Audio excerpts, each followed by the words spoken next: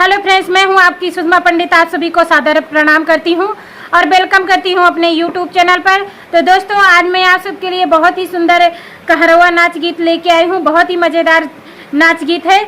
कहरवा नाच गीत। तो आप लोग वीडियो फुल देखिएगा और गीत का आनंद लीजिए। गीत कैसा लगा ये कमेंट में ज़रूर बताइएगा।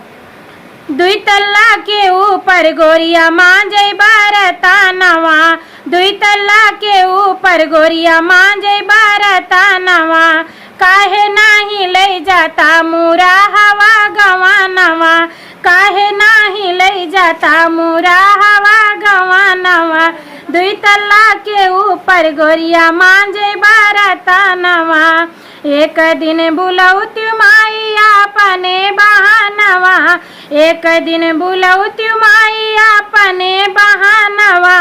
पकड़ के लतियाई तुनके माई के समानवा, पकड़ के लतियाई तुनके माई के समानवा, दुई तल्ला के ऊपर गोरिया मांझे बारता नवा, काहे नाही लई जाता मुरा हवा गवानवा, काहे नाही लई जाता मुरा हवा गवानवा, एक दिन बुलौती माई अपने बहानवा, एक दिन बुलौती भौजी अपने बहानवा, एक दिन बुलौती भौजी अपने बहानवा, पकड़ के लतियाई तुनके भाभी के समानवा,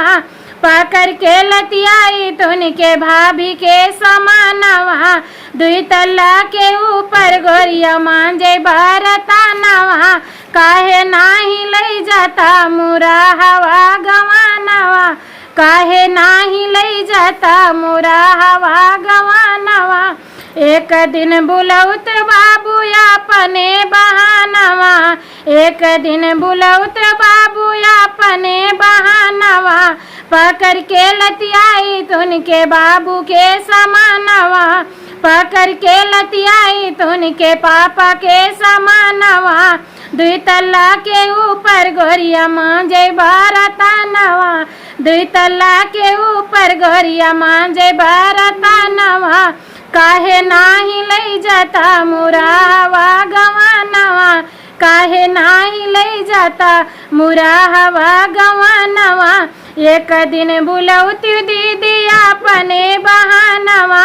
एक दिन बुलौती दीदी अपने बहानवा, पकड़ के लतियाई तुनके दीदी के समानवा,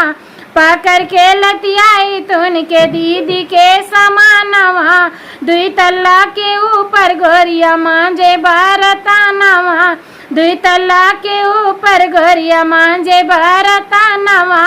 काहे नाही लई जाता मुरा हवा गवानवा, काहे नाही लई जाता मुरा हवा गवा।